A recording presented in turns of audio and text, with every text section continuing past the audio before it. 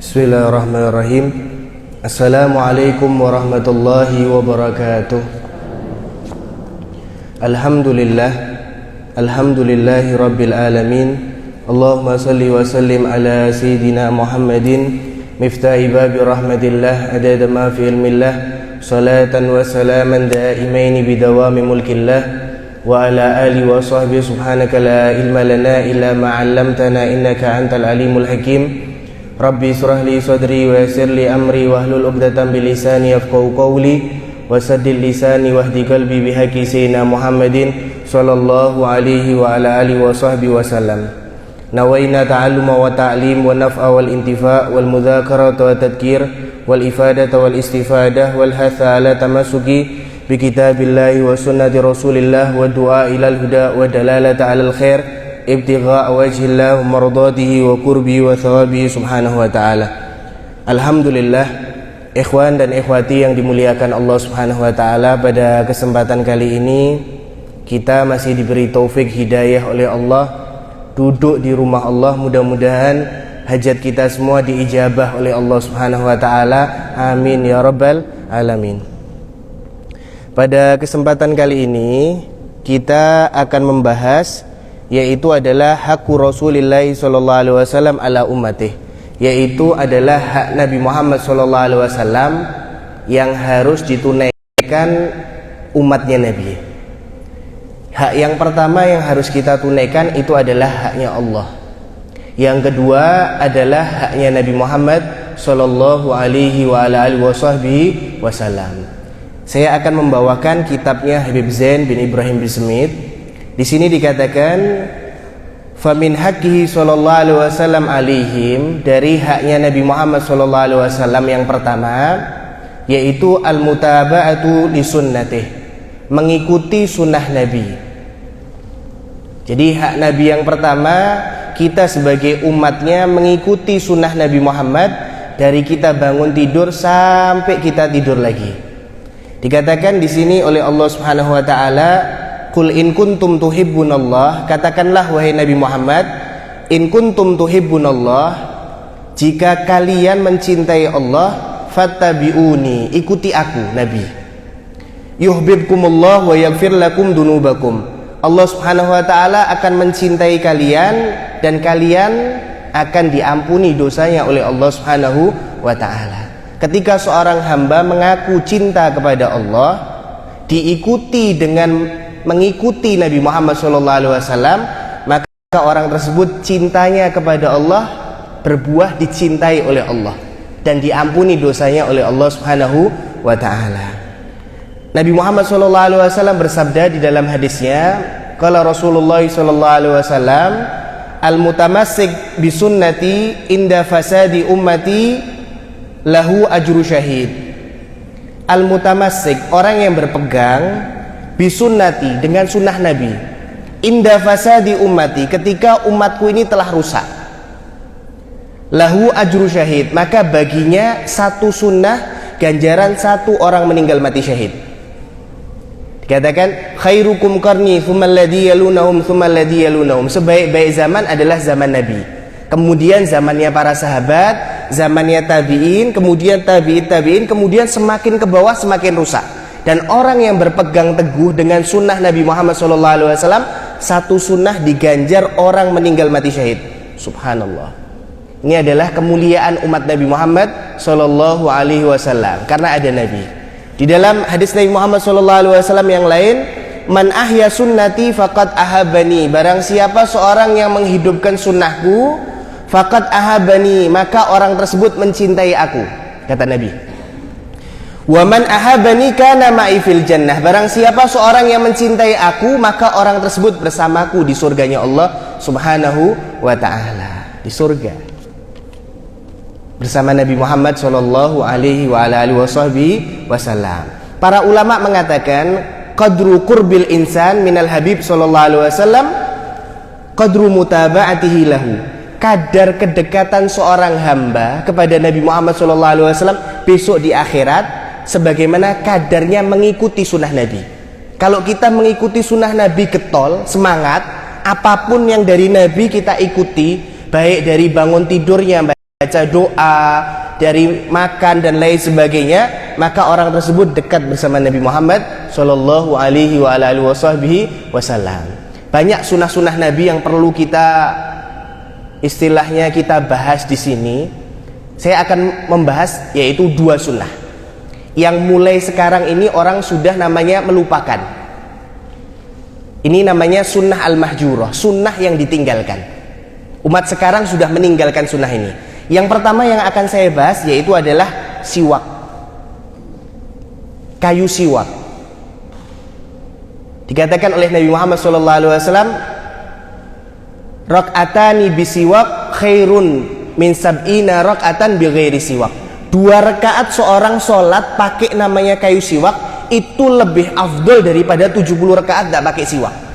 Jadi kayu siwak tuh kecil, harganya 10.000, tapi maaf saya tidak jual ya.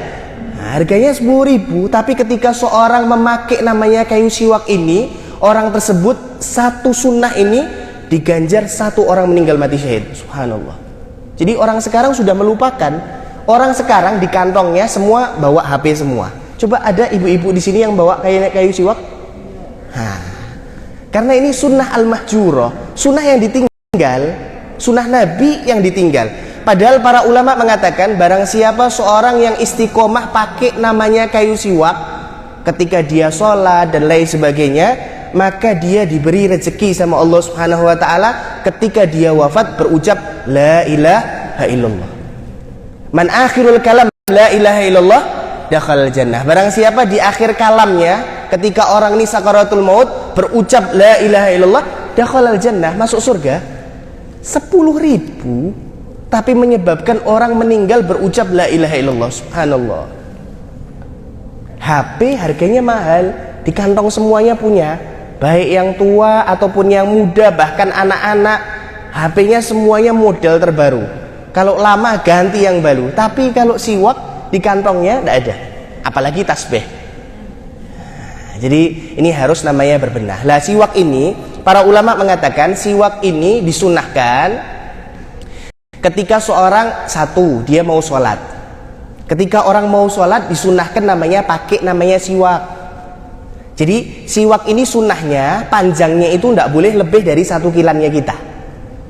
Tidak boleh kecil dari namanya 1 kelingkingnya kita. Takut nanti ketelen ya, lebih kecil. Hukumnya makruh. Caranya pakainya siwak itu adalah dari kanan terlebih dahulu. Jadi kalau orang siwaknya baru itu dibuat depannya, kemudian disesep ya, istilahnya diambil sarinya dulu. Itu menyebabkan namanya lambungnya ini kuat. Kemudian orang tersebut angka 8 tidur dari kanan dulu. 1, 2, 3 terus lidah. 1, 2, 3. Nah, caranya seperti itu. Siwak. Tak ulang, tangannya gini tangannya. Nah, tangan telunjuk, jari tengah, jari manis ada di atas, jari kelingking ada di bawah, jari ibham, ibu jarinya ada di bawah gini. Kemudian angka 8 namanya tidur dari kanan dulu. 1, 2, 3 terus lidah. 1, 2, 3. Itu adalah sunnahnya Nabi kita Muhammad Shallallahu Alaihi Wasallam. Kapan siwak ini dipakai? Kapan? 1, ketika orang mau sholat. Yang kedua, ketika seorang ini akan mengerjakan wudhu. Yang ketiga, ketika orang mau tidur, bangun tidur, mau makan, setelah makan, mau masuk masjid, keluar masjid, masuk rumah, keluar rumah. Kalau kecepatan bicaranya saya nanti bisa dilihat di videonya lagi. Nah, ketika lagi ngobrol-ngobrol sama keluarga, kan orang ketika berbicara dilihat mesti wajahnya dan giginya. Kalau giginya ini selalu bersiwak, Allah Subhanahu wa taala itu ngelihat orang yang jaga sunnah Nabi itu senyumnya aja, ya Allah, senyumnya ngademkan hati. Ngelihat wajahnya aja teduh. Kan ada tuh orang-orang ini ketika kita sumpek, ngelihat wajahnya itu hati kita yang sumpet tuh hilang. Yang tadinya istilahnya banyak permasalahan, ngelihat wajahnya itu damai, tenang. Ada orang juga dia tidak pernah namanya sholat, tidak pernah ngajarkan namanya sunnah Nabi, kita sumpek ngelihat wajahnya tambah sumpek nih kita. Kan ada orang-orang seperti itu. Jadi amalkan sunnah Nabi, siwak nih. Ganjarannya besar dari sisi Allah Subhanahu wa taala. Di sini dikatakan oleh para ulama, diceritakan pernah suatu saat di zamannya Sayyidina Umar Ibnul Khattab Khalifatul Rasulullah sallallahu alaihi wasallam radhiyallahu taala anhu, ada namanya para sahabat lagi perang. Sayyidina Umar ada di kota Madinah Al-Munawwarah. Ketika baru perang, ternyata pasukan muslimin ini dipukul mundur. Dipukul namanya mundur. Terus mereka ini berpikir, gimana ini? Kok pasukan muslimin bisa namanya dipukul mundur seperti ini? Ngirim surat sama Sayyidina Umar. Wahai Sayyidina Umar Ibnul Khattab, kita sebagai pasukan muslimin baru perang dipukul namanya mundur. Gimana ini caranya? Jawabannya Sayyidina Umar sepele. Engkau pasti meninggalkan sunnah Nabi Muhammad SAW. Coba, apakah dari kalian itu meninggalkan sunnah namanya siwak? Oh iya, betul, sunnah siwak. Ternyata fadilahnya siwak itu salah satunya nakut-nakuti musuh. Pasukan muslimin langsung namanya ngambil kayu arok di sana itu. Kayu siwak itu kayu arok. Diambil, dibersihi giginya. Sunnahnya Nabi. Ternyata pasukan musuh, orang-orang kufar, ada namanya pengintai. Dilihat nih, pasukan muslimin baru ngapa? Ternyata orang-orang kufar, mereka musuh Islam nih, lagi namanya bersih gigi. Orang kufarnya mereka menyangka orang muslimin tuh baru namanya najemkan giginya. Ngomong sama pasukan musuh, nih gawat nih. Ini pasukan muslimin sedang namanya najemkan giginya mau makan kita semua. Lebih baik kita kalah, mundur aja. Belum namanya perang sudah dipukul mundur. Gara-gara apa? Ngamalkan sunnah Nabi Muhammad Sallallahu alaihi wasallam. Jadi amalkan sunnah siwak nih. Ada satu orang, dia mau tidur, bangun tidur siwak. Ternyata dia tidur baca doa, pakai siwak tidur. Di dalam tidurnya dia berangkat nih. Ketika dia tidur diambil malaikat Israel. Terus ada satu orang soleh bermimpi. Ketika dia dimandii, dikafani, disolatkan, dikubur, ditanyai oleh malaikat Munkar dan Nakir, mimpinya orang soleh nih. Mimpi kita beda sama orang mimpinya orang soleh. Lah orang soleh ini bermimpi orang yang sunnahnya siwak dipakai ini, ternyata ketika dibanguni oleh malaikat Munkar dan Nakir, kum ya Abdullah, bangun dia dari tidurnya, meninggalnya, dipanggil namanya malaikat Munkar dan Nakir. Pertama yang dicari apa? Siwaknya. Siwakku mana ini? Katanya malaikat Munkar Nakir, ndak, man rabbuka, sekarang kau di alam barzah. Saking istiqomahnya orang ini, sampai di alam barzahnya nyari yang pertama adalah siwak. Subhanallah. Kan kita coba, ada orang kesandung batu, jalan kesandung, lisannya keluarnya apa? Kalau bicara kotor berarti sering tuh. Kalau astagfirullah, lah sering zikir nih. Kalau orang sering namanya bicara kotor, hewan yang di kebun binatang keluar semua itu, kesandung atau karena apa, lain sebagainya.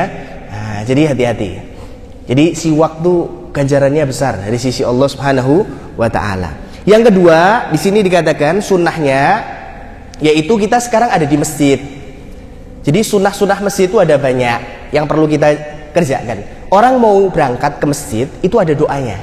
Doanya, Allahumma inni as'aluka bisailina alaik wa bihaqqi ragibina ilaik wa bihaqqi mamsaya hadza ilaik fa inni lam akhruj asyaran wala bataran wala ri'an ila akhir doa. Agak panjang.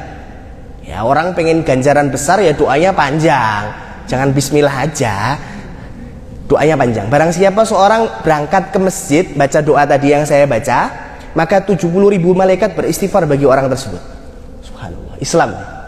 Jadi kita harus menggali apa yang dibawa oleh Nabi ini, harus kita duduk belajar sama ustadz, sama kiai yang mana mereka itu mengajari kita hal-hal seperti ini. Namanya ilmu hal, ilmu yang dikerjakan kita. Kita masuk masjid, ketika mau masuk, yang pertama kali kita copot namanya sandal kita terlebih dahulu. Copot sandal itu kaki kiri dulu, sunnah Nabi. Pakai sandal kaki kanan, dicopot kaki kiri, ditaruh di atas sandal kita, kaki kanan ditaruh di atas sandal kita, kemudian melangkah ke masjid kaki kanan. Sambil baca doa, Bismillah, Allahumma sholli ala sayyidina Muhammad wa alih, Allahumma firli dunubi waftahli abwaba rahmatik. Ringan, tahu semuanya, tapi kok jarang ngamalkan. Orang dulu kalau mau masuk masjid kaki kiri, dia atret mundur. Nah, ini sunnah Nabi, harus kanan, kanan. Sunnah Nabi. Kalau masuk kamar mandi kaki kiri, jangan kaki kanan. Masuk masjid kaki kiri, masuk kamar mandi kaki kanan, jangan dibalik-balik. Masuk masjid kaki kanan, masuk kamar mandi kaki kiri. Kalau masuk kamar mandi kaki kanan, diriwayatkan oleh Abi Hurairah itu di dalam sabda Nabi Muhammad SAW, barang siapa seorang masuk kamar mandi kaki kanan, harusnya kaki kiri, maka ubtuliya bil faqr, dia diberi musibah kefakiran. Hati-hati. So kamar mandi itu kaki kiri, keluar kamar mandi kaki kanan. Sunnah Nabi Muhammad SAW. Kemudian ketika kita masuk masjid, apa yang pertama kali kita kerjakan? Kita masuk masjid, berhenti sejenak, niat. Nawaitu i'tikaf fi hadzal masjid ma dumtu fihi lillahi ta'ala. Niat i'tikaf. Saya niat i'tikaf di dalam masjid sunnah karena Allah Subhanahu wa taala. Ya, jadi jangan niat itu tamyiz bainal adah wal ibadah. Niat itu pembeda. Oh, ini adat kebiasaan, ini ibadah. Maka harus niat. Kalau orang yang lebih pintar lagi, dia paham ilmu, ketika masuk masjid niatnya dinadarkan. Lillahi alayya an a'takifa fi hadzal masjid ma dumtu fihi lillahi ta'ala. Saya nadar niat iktikaf selama saya di dalam masjid karena Allah Subhanahu wa taala. Ganjarannya beda. Tadi yang awal ganjaran sunnah, yang kedua ganjaran wajib. Jadi harus paham. Jadi orang tuh kalau suruh milih, ini dagangan, batinnya 50.000, 100.000. Mesti ibu-ibu langsung, oh 100.000. Gitu juga kalau ini urusan akhirat nih. Ini sunnah, ini yang wajib, dapat ganjaran wajib. Milih yang wajib. Dinadarkan. Saya nadar niat iktikaf di dalam masjid selama di dalam masjid karena Allah Subhanahu wa taala. Ganjaran dari Allah Subhanahu wa taala. Kemudian setelah masuk, diam sejenak, masuk, kita sunnah namanya sholat tahiyatul masjid. Lah ini lihat ya, kalau orang sholat itu jangan di tengah-tengah masjid gini, takut ada orang yang lewat. Makanya orang sholat disunahkan pakai namanya sutroh. Kalau kita belajar fikih itu sutroh, di depannya itu harus ada namanya temboknya atau tiangnya, atau dikasih kursi di depannya biar tidak ada orang yang lewat. Jadi kita masuk masjid ke depan, niat namanya tahiyatul masjid, sunnah itu 2 rakaat minimal, maksimalnya tidak ada maksimalnya. Yang penting tidak pakai namanya tasyahud awal, 2 rakaat. Kemudian setelah itu sholat. Kalau orang tidak bisa sholat, misalnya gini, pengajian sudah penuh, panjenengan baru datang terakhir, datang ternyata ada pengajian, mau sholat, jangan. Kalau sholat di pojok sana atau di belakang sana, kalau di sana wakaf masjid. Tapi kita membaca namanya al-baqiyatus sholihah, subhanallah walhamdulillah wala ilaha illallah wallahu akbar 4 marrat, 4 kali. Itu mencukupi bagi orang yang tidak bisa melaksanakan namanya sholat tahiyatul masjid. Nah, ganjarannya besar tuh di masjid. Terus di masjid tidak boleh namanya jualan. Imam Ghazali dalam kitabnya Bidayatul Hidayah, kalau ada orang jualan di dalam masjid, kita sunnah mengucapkan la arbahallahu tijaratak, mudah-mudahan Allah Subhanahu wa taala tidak memberi keuntungan daganganmu. Nah, sunnah mengucapkan itu. Dan di dalam masjid tidak boleh namanya mencari benda yang hilang di masjid. Sandal baru hilang, besok beli lagi hilang lagi. Kalau ada orang yang nyari sandalnya atau barangnya yang hilang di masjid, kita sunnah mengucapkan la raddallahu alaika dhalatak, mudah-mudahan Allah Subhanahu wa taala tidak mengembalikan barang yang hilang kepadamu. Nah, jadi masjid itu tempat ibadah, tempat zikir, bukan tempat namanya dagang, bukan tempat namanya nyari barang yang hilang, bukan. Tapi tempat beribadah, berzikir, bermunajat, mendekat kepada Allah Subhanahu wa taala. Nah, seperti itu. Nah, di sini dikatakan ada satu sahabat Nabi, sahabiah perempuan ya, sahabat perempuan, namanya Ummu Mahjan. Ummu Mahjan ini seorang ibu-ibu. Kegiatannya setiap hari bersih-bersih masjid. Bersih-bersih masjid. Bersih sapu, diniati ngambil namanya ganjaran, ridhonya Allah Subhanahu wa taala. Niat ketika bersih-bersih, mudah-mudahan Allah Subhanahu wa taala membersihkan hatiku. Bersih ini. Ketika saat dia bersih-bersih, selang 1 hari 2 hari, Ummu Mahjan ini wafat. Siang hari. Terus Nabi Muhammad SAW berziarah di kuburan. Dilihat ada namanya kuburan baru. Ditanya, ini kuburannya siapa? Ya Rasulullah, itu kuburannya Ummu Mahjan. Katanya Nabi, kenapa engkau ini para sahabatku tidak memberitahu aku? Kok ini Ummu Mahjan ini wafat, kenapa tidak memberitahu aku nih? Dijawab, ya Rasulullah, Ummu Mahjan ini wafat ketika di siang hari. Engkau baru namanya tastarih, engkau ini baru istirahat. Kami sebagai sahabatmu takut mengganggu engkau ya Rasulullah. Katanya Nabi, kalau ada sahabatku yang wafat, kasih tahu, biar aku yang nyolati. Kalau aku yang sholati, kelak bisa syafaat di akhiratnya Allah Subhanahu wa taala. Kemudian Nabi Muhammad SAW datang ke kuburan Ummu Mahjan berucap, Assalamu alayki ya Ummah Mahjan, ayu a'mal wajati afdol. Ditanya sama Nabi, wahai Ummu Mahjan, apa amalan yang paling afdol di sisimu? Maka Ummu Mahjan menjawab kepada Nabi, khusus Nabi, karena Nabi ini kekasih Allah Subhanahu wa taala, hamba Allah, kekasih Allah Subhanahu wa taala, punya namanya mukjizat. Nabi Isa aja bisa menghidupkan orang mati, Nabi Musa bisa membelah namanya lautan, Nabi Muhammad SAW ajak ngomong Ummu Mahjan dalam kubur. Ditanya, ayu a'mali wajati afdol, apa amalan yang afdol di sisimu wahai Ummu Mahjan? Dijawab sama Ummu Mahjan, lam ajid afdol indallah min tandifil masajid, tidak aku dapati yang paling afdol, yaitu adalah membersihkan masjid. Yang paling afdol membersihkan namanya masjid, karena amalannya Ummu Mahjan. Kemudian Nabi Muhammad SAW bersabda, innallaha tabaraka wa ta'ala bana laha baitan fil jannah wa arahal an jalisatan fihi. Aku ngelihat sekarang Ummu Mahjan ini lagi namanya dibangunkan sama Allah satu rumah di surga, sekarang baru duduk-duduk nih di rumahnya. Subhanallah. Jadi kita tidak boleh namanya meremehkan amal walaupun itu kecil. Bersih-bersih masjid, dilihat masjidnya ada satu yang kotor, diambil. Jangan malah kita ini gigit-gigit gigi, apa namanya, kuku, dimasukkan kukunya di bawah karpetnya. Orang bersih-bersih, loh ini banyak ini. Padahal orang kalau motong kuku pakai giginya, itu termasuk salah satu amalan menyebabkan namanya sempitnya rezeki. Jangan pakai potongan kuku, jangan pakai gigi, gitu ya. Itu namanya sunnah Nabi Muhammad Sallallahu Alaihi Wasallam. Yang kedua, di sini dikatakan, oh ya, di sini ada namanya satu sahabat Nabi namanya Abu Hurairah radhiyallahu taala anhu. Abu Hurairah ini nama aslinya terjadi namanya khilaf para ulama. Ada 30 perbedaan pendapat para ulama itu. Yang paling ashah namanya Sayyidina Abu Hurairah radhiyallahu taala anhu, namanya Sayyidina Abdurrahman bin Sakhrin. Abi Hurairah itu kunyah, julukan, bapaknya kucing. Kenapa? Ada khilaf tuh, perbedaan pendapat. Ada yang ngomong Abu Hurairah ini, Sayyidina Abu Hurairah pada waktu kecilnya main sama kucing. Ada yang ngomong ketika itu Abu Hurairah dikumnya, kalau orang dulu ini, orang Arab dulu, kalau pakai namanya lengan baju itu besar, dimasukkan di sini. Ya, kucingnya kecil. Makanya dilihat Nabi, engkau Abu Hurairah.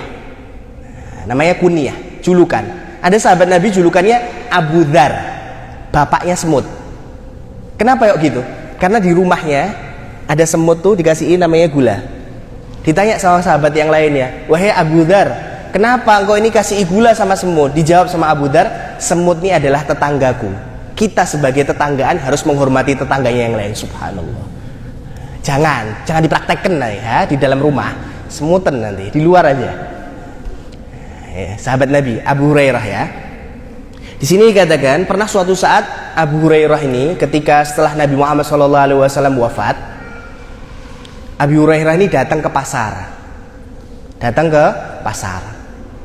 Dilihat masjidnya itu sepi, kok pasarnya rame. Ada satu sunnah Nabi ini kalau masuk pasar baca doa ini. La ilaha illallah wahdahu la syarikalah, lahul mulku wa lahul hamdu yuhyi wa yumit wa huwa hayyun la yamut biyadil khair wa huwa ala kulli syai'in qadir. Barang siapa seorang masuk pasar bisautin murtafi, dengan baca doa tadi yang saya baca, maka orang tersebut diampuni 1 juta dosanya oleh Allah Subhanahu wa taala. Diangkat namanya derajat 1 juta. Diberi namanya pahala 1 juta, dibangunkan satu rumah di surganya Allah Subhanahu wa taala. Ringan tapi berat di timbangannya Allah Subhanahu wa taala. Lah ini Abu Hurairah dilihat masjid sepi, datang ke pasar sambil teriak, wahai penduduk pasar, kalian ini apa enggak tahu Nabi Muhammad SAW tuh wafat, di masjid ini ada namanya bagi-bagi warisannya Nabi. Maksud kalian enggak mau dapat namanya bagiannya di masjid? Maksud di pasar aja, ayo dapat bagiannya gitu loh di masjid. Langsung orang pasar semuanya ninggalkan dagangannya, semua lari ke masjid. Abi Hurairah itu terakhir. Ketika orang pasar sampai di masjid, dilihat kanan kiri, kok enggak ada yang bagi-bagi uang nih, dinar wala dirham. Adanya orang ngaji, orang taklim seperti ini belajar, ada orang yang sholat, ada orang yang zikir. Ketika Abi Hurairah sampai, orang pasar tanya sama Abi Hurairah, wahai Abi Hurairah, Sayyidina Abi Hurairah, katanya engkau termasuk orang yang pembohong. Katanya Nabi Muhammad SAW warisannya dibagikan di masjid. Kenapa kok tidak ada? Saya ngelihat ada orang yang sholat, taklim dan lain sebagainya. Maka Abu Hurairah mengutip sabda Nabi Muhammad SAW, innal anbiya lam yuwarithu dinaran wala dirhaman wa innama warathul ilm. Sungguhnya para anbiya itu tidak mewarisi dirham wala dinar, tapi yang diwarisi adalah ilmu. Kalian lihat di masjid ada orang yang ngaji, itu warisannya Nabi, menjelaskan halal dan haram. Kalian lihat di masjid ada orang yang zikir, itu warisannya Nabi Muhammad SAW. Katanya orang-orang pasar, ya betul, itu warisan Nabi Muhammad Sallallahu Alaihi Wasallam. Jadi ilmu itu warisannya Nabi. Kita belajar dari rumah, panjenengan antum semua belajar dari rumah ke sini, itu fisabilillah hatta yarji, sampai pulang. Misal kalau umurnya tidak panjang, meninggal dunia di perjalanan atau pada waktu pulang, dihitung syahid akhirat. Ganjaran dari Allah Subhanahu wa taala. Ketika panjenengan keluar dari rumah, dihamparkan, kalau orang-orang kaya itu dihamparkannya karpet merah. Kalau ini orang yang mau belajar dari rumah, dihamparkannya adalah sayap-sayap malaikat. Ta'dziman lahu, sebagai pengagungan bagi orang yang belajar, menuntut namanya ilmu. Jadi ilmu ini harus perlu. Kebanyakan orang sekarang, ada satu ini, orang sholat sudah 80 tahun. Ada orang tua, kakek-kakek sholat 80 tahun. Tapi wudhunya selama ini tidak sah. 80 tahun wudhunya tidak sah. Kenapa? Karena dia menyangka kepala ini hukumnya adalah sunnah, mengusapnya wudhu. Padahal kepala ini hukumnya adalah arkan, fardu. Telinga dianggapnya dia adalah fardu, padahal sunnah. Gara-gara itu sholatnya 80 tahun tidak sah. Berapa banyak orang sekarang tidak paham? Coba misal orang perempuan, maaf, kalau ada namanya perempuan ini lagi haid, ma'durah ya, lagi haid, ini namanya zawalul mani, hilangnya penghalang. Misal ada perempuan, dia suci jam 3 sore atau jam 4 sore, dia mandi, nawaitu raf'al janabah, ini fikih masuk sedikit.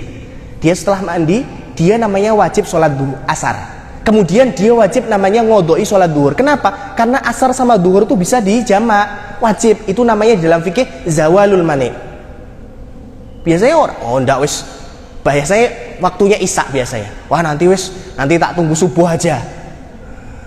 Orang suci di waktu isya jam 10, jam 11, dilihat pakai kapas ternyata sudah suci, mandi. Setelah mandi, sholat isya. Setelah sholat isya, ngodoi namanya sholat maghrib. Kenapa? Karena maghrib dan isya bisa dijamak.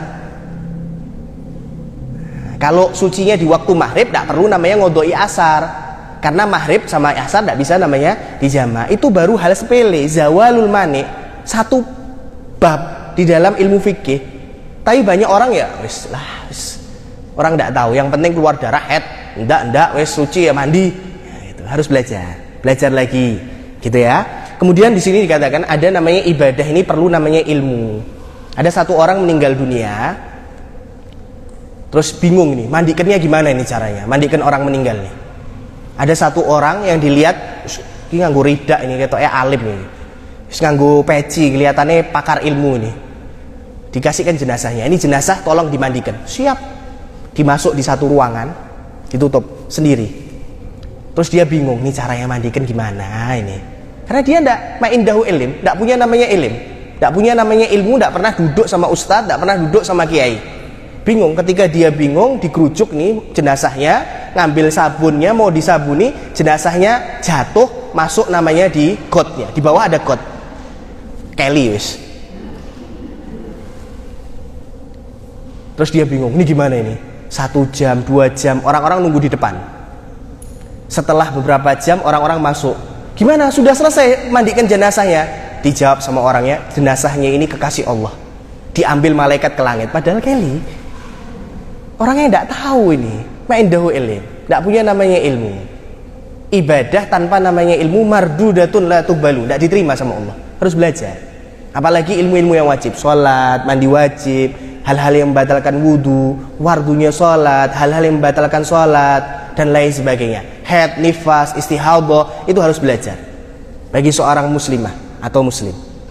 Ya, itu namanya ilmu wajib. Yang kedua, di sini dikatakan wa min haqqi sallallahu alaihi wasallam, dari haknya Nabi Muhammad sallallahu alaihi wasallam yang kedua yang harus kita penuhi, yaitu adalah kamalul mahabbah wal mawaddah lahu, sempurnanya rasa cinta kepada Nabi.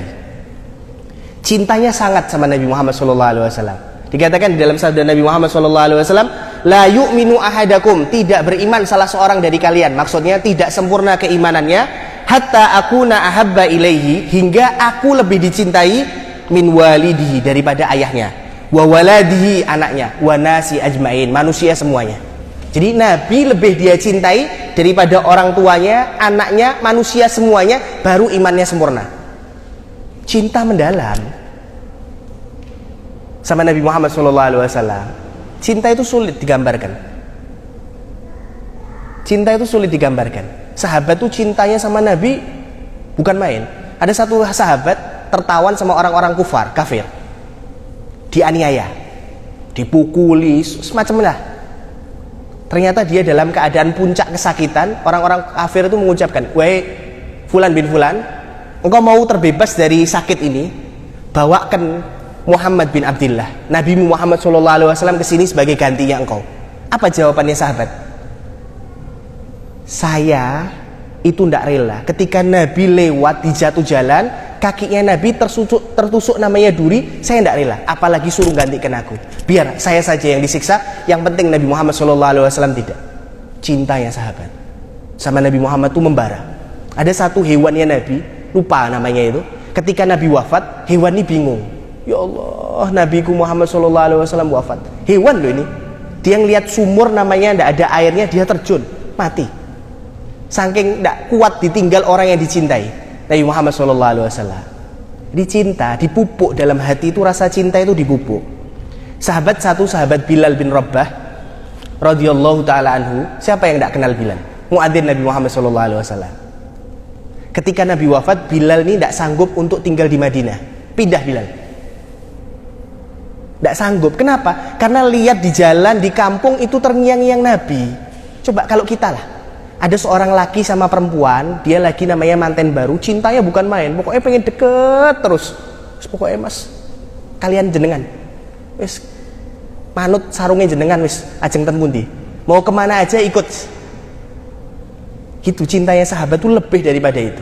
Lah Bilal bin Rabah dikatakan di sini, hadaratul wafah. Ketika Bilal bin Rabah ini mau datang namanya kematian, dakhala alaihi ba'dun minan nas fara'ahu. Ada sebagian manusia datang sama Bilal. Dilihati Bilal ini dalam keadaan sakaratul maut, dalam keadaan tertawa. Wa huwa fi ghayati minal farah, dalam keadaan bahagianya bukan main. Padahal dalam keadaan sakaratul maut. Orang sakaratul maut tuh sakitnya 70 tebasan pedang. Sakitnya ini 70 tebasan pedang. Lah ini Bilal bin Rabah pada waktu sakaratul maut dalam keadaan gembira, senang, puncaknya kesenangan. Ditanya sama sahabat-sahabatnya yang lain, "Ya Bilal, kaifa yafrah wa anta fi hadzal hal?" Wahai Bilal bin Rabah, kenapa engkau ini dalam keadaan gembira padahal engkau ini dalam keadaan sakaratul maut loh, sakitnya bukan main. Dijawab sama Bilal, faqala kaifa la afrah? Bagaimana aku tidak gembira? Wa ghadan alqa ahibbah Muhammadan wa hisbah. Besok saya ini bakal meninggal dan bertemu Nabiku Muhammad SAW dengan para sahabatku yang lain. Coba tuh. Orang cinta itu seperti itu. Orang cinta, dia mau meninggal dunia, pengen ketemu Nabi, wes berangkat wes. Kalau kita, siapa yang mau? Besok meninggal loh. Oh, janganlah, panjang umur, sehat afiah. Ketemu Nabi, aduh nanti dulu, bekalnya belum banyak. Cinta sudah membara dalam hati. Cinta. Nah, kalau orang cinta sama Nabi, harus mencintai namanya keluarganya Nabi. Ini panjang nih pembahasannya. Nanti di lain kesempatan. Yang kedua, juga harus mencintai sahabat Nabi Muhammad SAW. Semua sahabat Nabi itu mulia karena melihat Nabi, karena makan bersama Nabi, perang bersama Nabi, duduk bersama Nabi. Mulia, sangat-sangat mulia para sahabatnya. Setelah Nabi Muhammad SAW, yaitu adalah Sayyidina Abu Bakar, Sayyidina Umar, Sayyidina Utsman, Sayyidina Ali, terus ke bawah. Sahabat itu mulia. Jadi seorang tuh tidak boleh namanya menghina sahabat dengan lisannya. Saya diajari kalau berucap namanya sahabat pakai namanya Sayyidina. Misal Umar, sahabat Umar, jangan ngomong Umar ibnul Khattab. Umar tonggone jenengan apa? Enggak, tapi Sayyiduna Umar Ibnul Khattab radhiyallahu taala anhu. Disematkan gitu.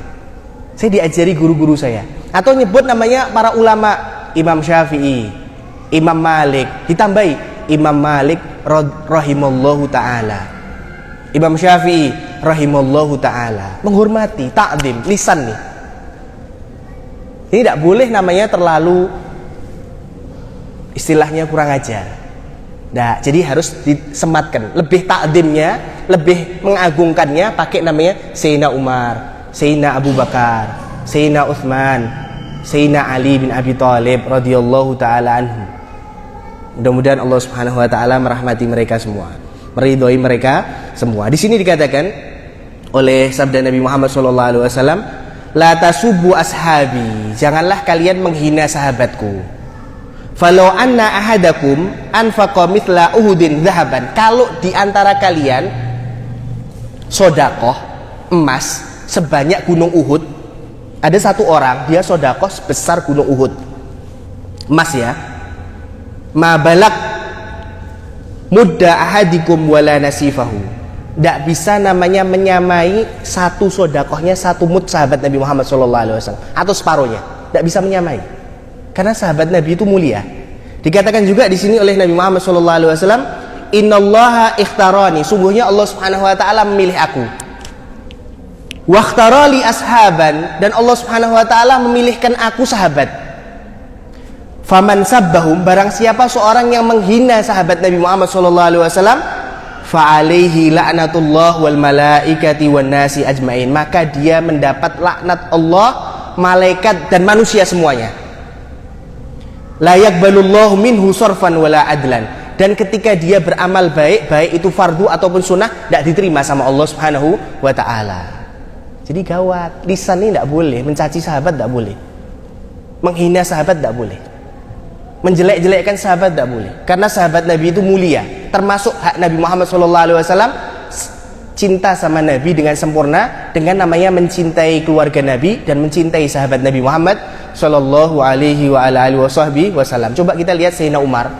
Sayyidina Umar tuh ketika menjadi namanya khalifah, Sayyidina Umar tuh tidak pernah namanya tidur malam sama tidur pagi, tidak pernah.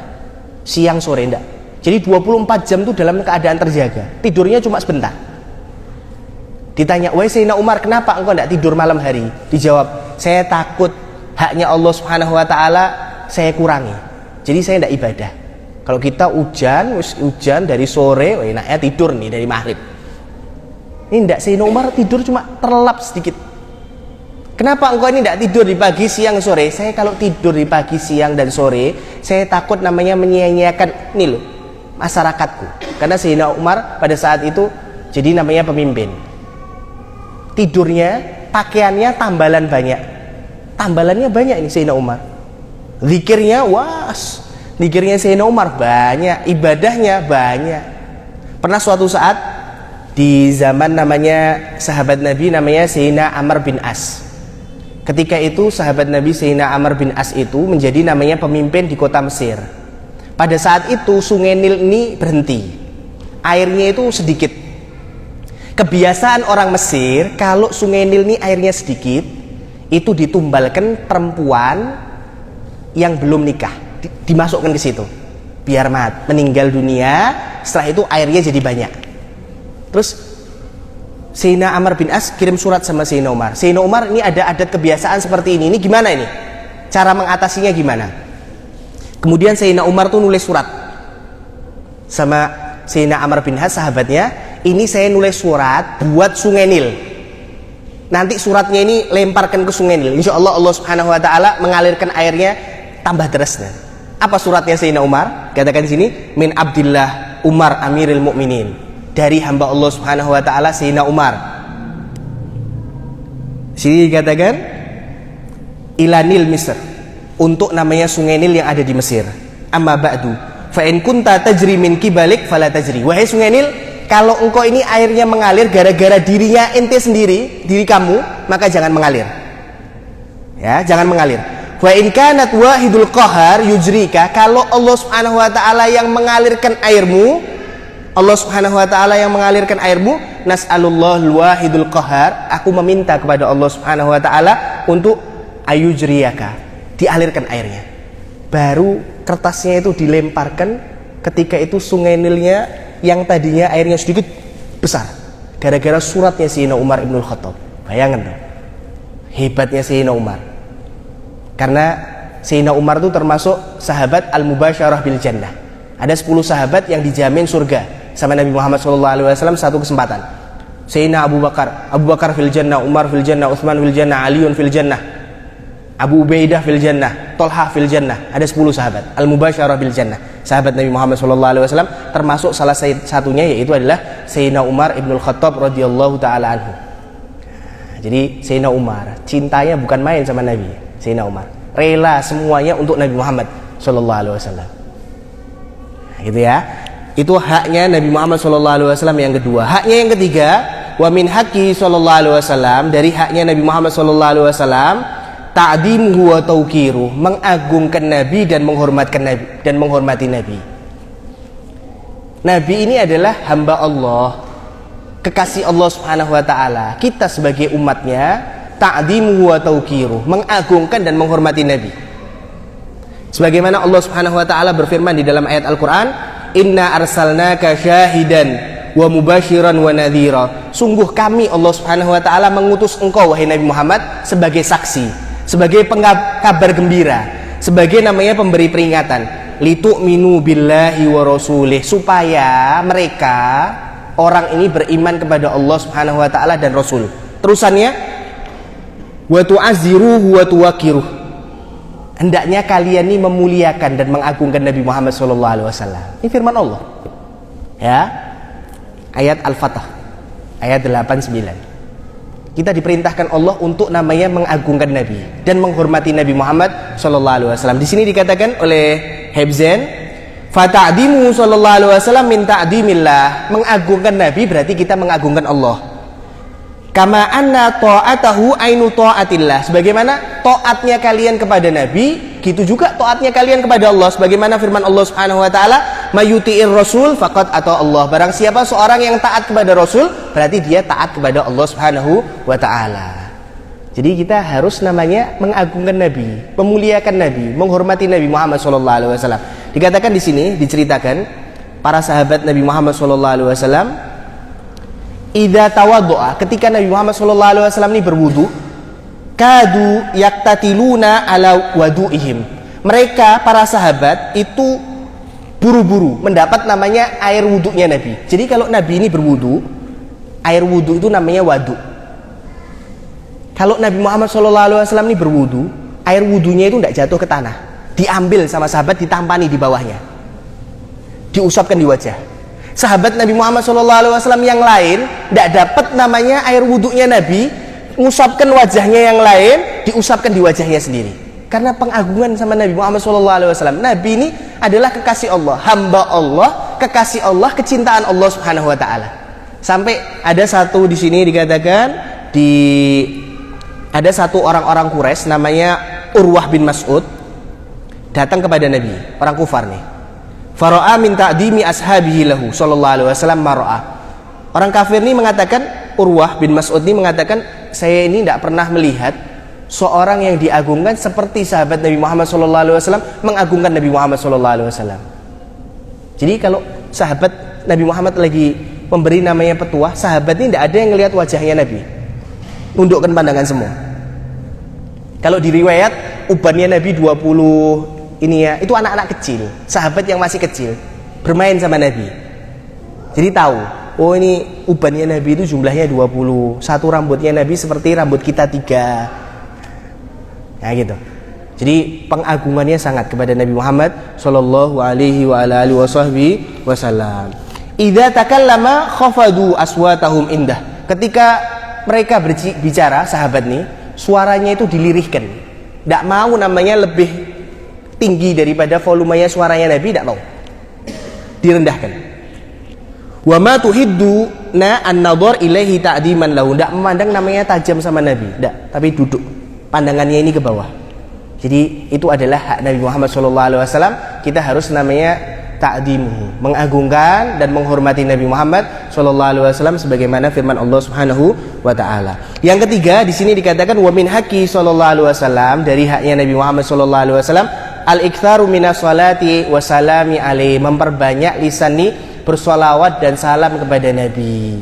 Haknya Nabi itu kita solawat dan salam sebagaimana Allah Subhanahu wa taala berfirman di dalam ayat Al-Qur'an, innallaha wa malaikatahu yusholluna 'alan nabi ya ayyuhalladzina amanu shollu 'alaihi wa sallimu taslima. Sungguhnya Allah dan para malaikatnya yusholluna 'alan nabi, fi'il mudhari, selalu bersolawat kepada Nabi Muhammad sallallahu alaihi wasallam.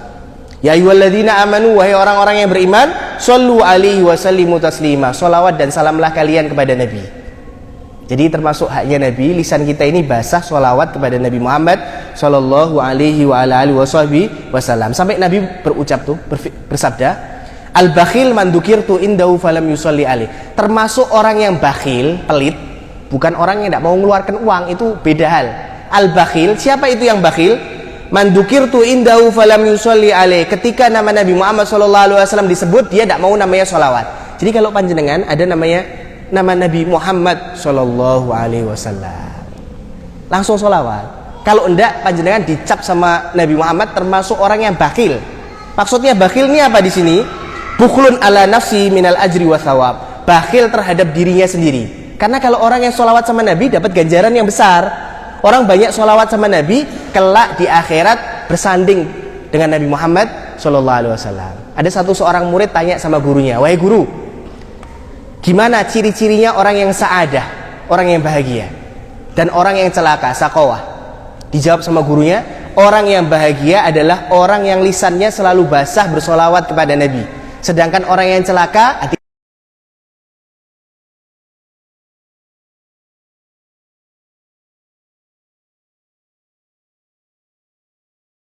malaikatahu yusholluna 'alan nabi, sungguhnya Allah dan para malaikat bersolawat kepada Nabi. Ya ayyuhalladzina amanu, tidak disandingkan solawat Allah dan malaikat dengan orang-orang beriman, kecuali orang-orang beriman itu termasuk orang-orang yang sa'adah, bahagia. Bahagia di dunia, bahagia di barzah, bahagia di akhiratnya Allah Subhanahu wa ta'ala. Ada satu cerita,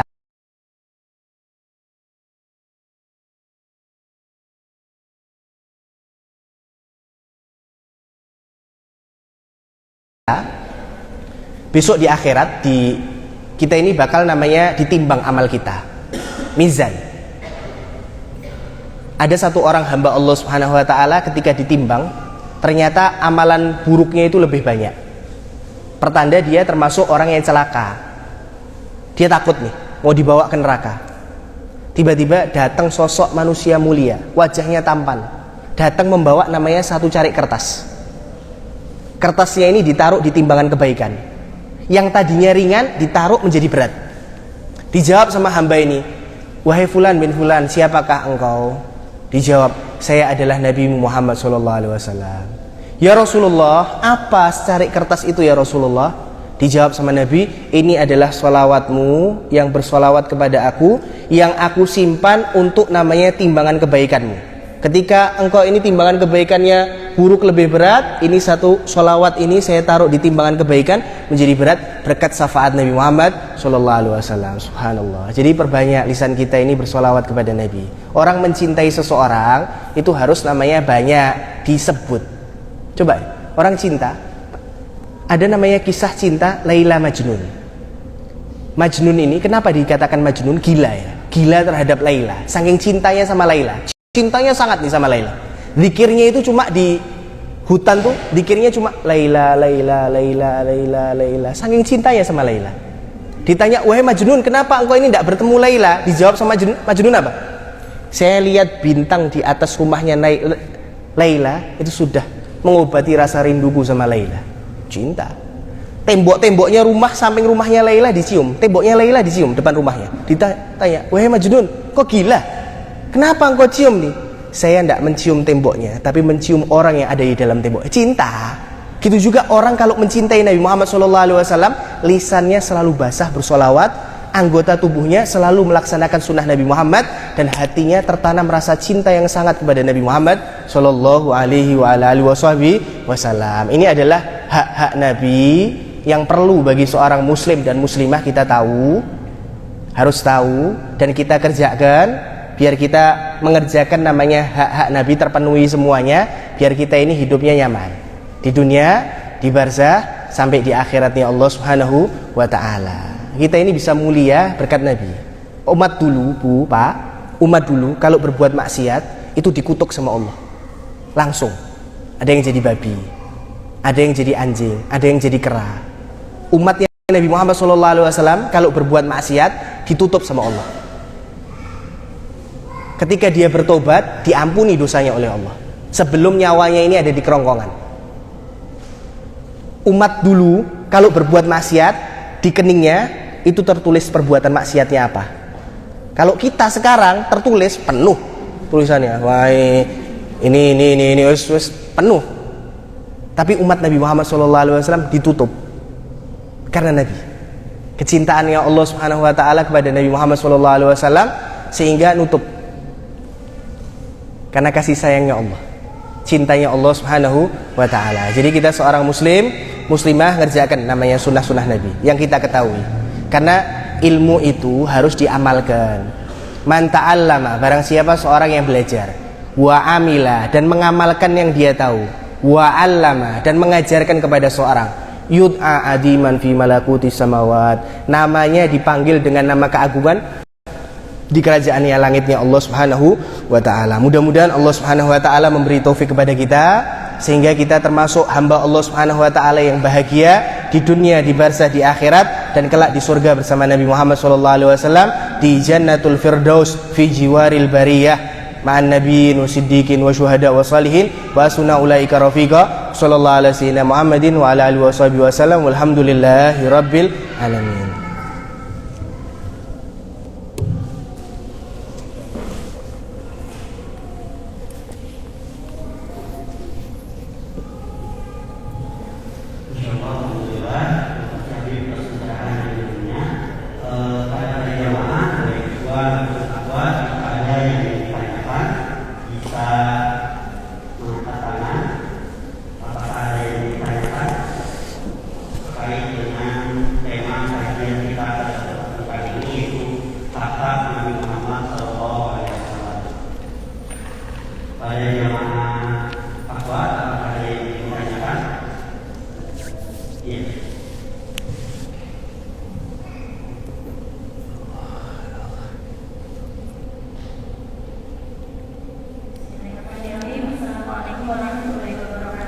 Assalamualaikum warahmatullahi wabarakatuh.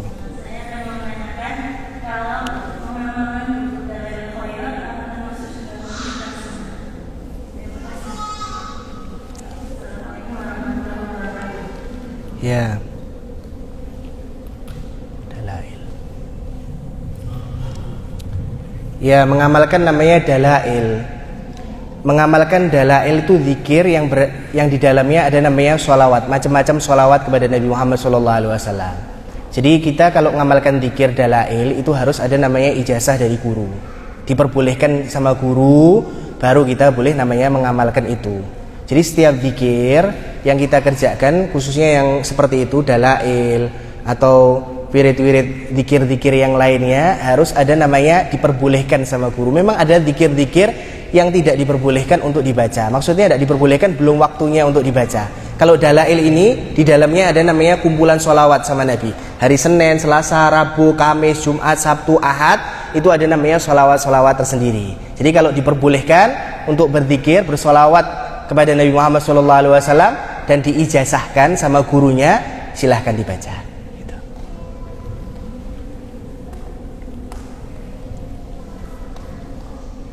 Jadi ada penjelasan kan? Jadi pada jamaah yang lain, jamaah kuat atau ikhwan, ditanya yang ditanyakan, apakah ada yang ingin bertanya? Jika tidak ada, kami mohon sebelum lagi untuk menutup dengan pembacaan doa. الفاتحة. أن الله يرزقنا علما نافع والعمل خالص ومقبول ودلالة على الهدى يسور بذلك قلب نبينا محمد صلى الله عليه وسلم. ثم إلى أرواح والدينا مشينا ذوي الحقوق علينا ومن أمر هذا المسجد وعبد الله فيها المتصدقين على القائمين بحقوق سابقا ولاحقا أن الله يجعلنا وإياكم من المتقين الثابتين على قدم القويم وبصحبة رسول الكريم ويمن بالشفاء ولطف لنا خاصة ولإخواننا المؤمنين عامة ويمن أن الله يجعلنا وإياكم من المتقين الثابتين على قدم القويم أن الله يحيي القلوب ما أحيا به قلوب العارفين وعلى من أسلمنا الصالحون هبالي بمحمد بكر محمد سقف وإلى هدي النبي محمد صلى الله عليه وسلم بسر الفاتحة.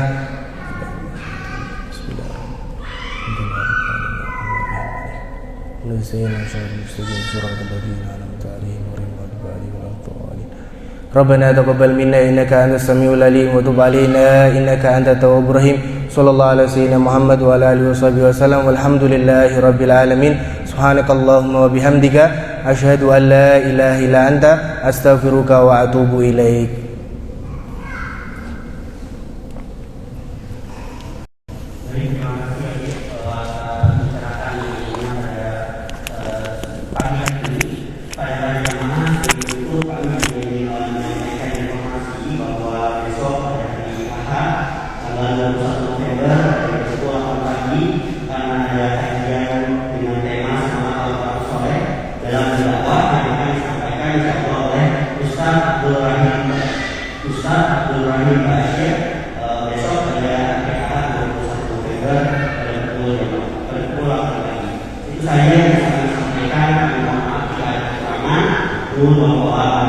Assalamualaikum warahmatullahi wabarakatuh.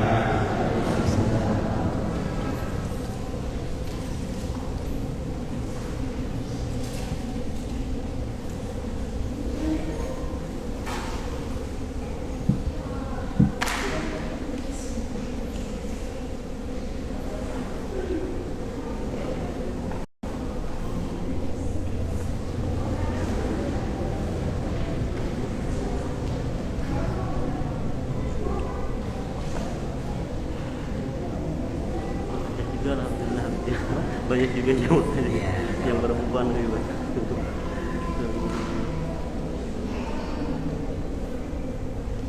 jadi di sini ada hari Kamis, Sabtu sama Ahad insyaallah kalau kajian di wakil Tuhan Pemuda ya? kenapa? Pemuda ya? Kalau kajian seperti ini Habib, jadi ada Tidak kalau pemuda ya? kalau pemuda-pemudinya setiap akhir bulan Habib, malam minggu keempat. Apa kajiannya? Macam-macam Habib, tapi apa namanya, tema umumnya kajian pemuda saat naik malam minggu.